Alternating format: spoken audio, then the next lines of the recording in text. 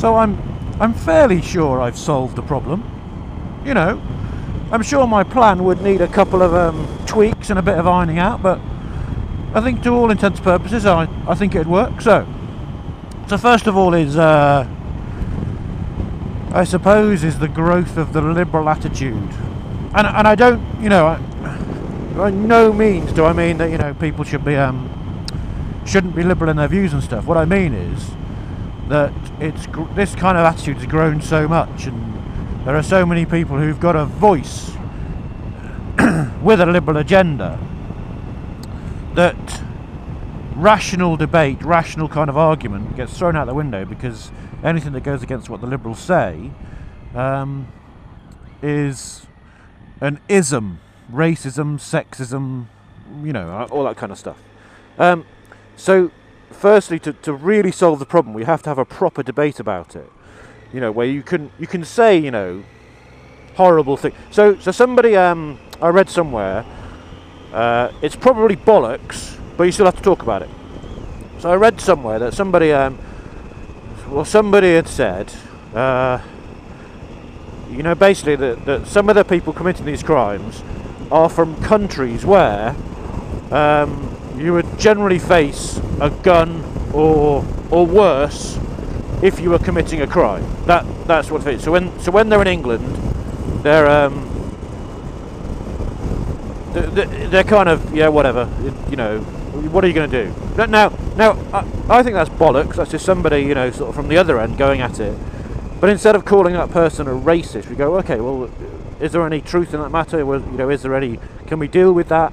You know, and can we come back to him and say, look, there's 2% of the crimes committed in whatever are by, you know, immigrants, you know, or that kind of stuff. So you deal with that kind of statement with fact. You blow it out the water. You don't say you're an ism, and because you don't have the argument, because there might be something in it. You might go, well, actually, it's not because they're from a different country. It's because culture now is so connected. So we are so connected to the rest of the world. The youth growing up today, the youth growing up today consider, say, American culture as their culture. So they don't see a British culture. They see, I think, a world culture. So to them, what's normal is what's normal in the world. So normal stuff going on in America's, it's as if it was going on, you know, in their backyard. Just look at the way, you know. So you line up a bunch of, let's say you line up a bunch of Cockneys, so a bunch of people who are born in the same street, who've had a similar sort of, you know, sort of lifestyle and upbringing, but, you know, some were born in the 80s, some were born in the 90s, and just listen to their accent. Their accents will be completely different, even though they've grown up in the same place, doing the same stuff, talking to the same people. Their accents will be different, and the you know, the more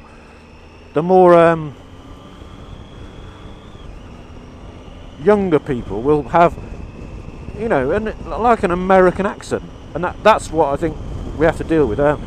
Petrol stations is another way we can do it. This is like a kind of separate thread.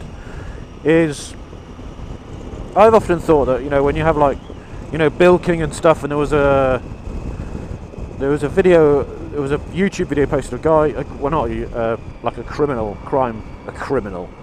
you know, like a Crime Stoppers type video of a petrol station with two guys coming in on a moped. I don't think they had plates on, I'm not sure, and they were putting some fuel in, and then I think about 5 minutes after that event, that filling up, this guy they tried to rob his Rolex, and I think they beat him up or did whatever to him and killed him. Now, if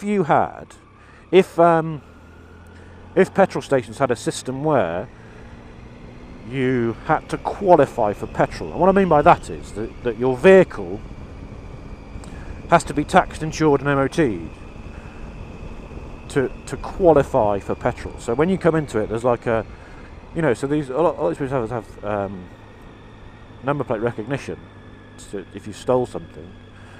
But if you went a bit further and said, right, to get petrol, we're gonna, you know, so the police and the petrol and the big petrol providers say, right, we're gonna give you an ANPR camera and hooked up to the database, and if the person comes back as having a dodgy vehicle, they don't get petrol.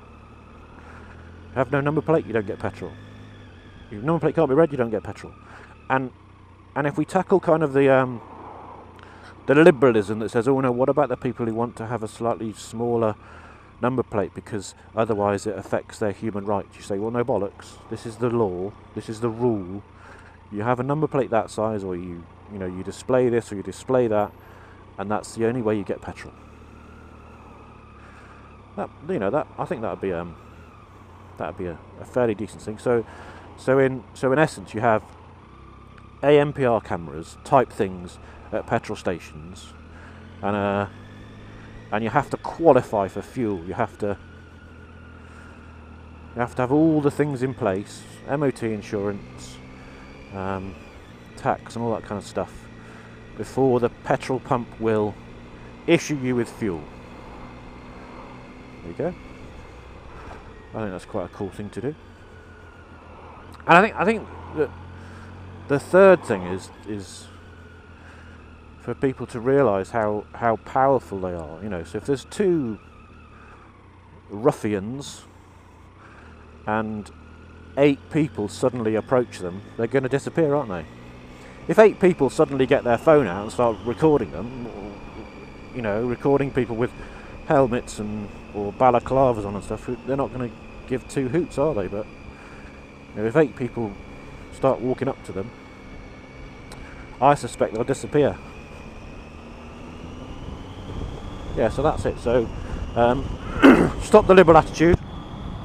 ANPR cameras in petrol stations, and not vigilante justice, but sort of power in numbers kind of thing.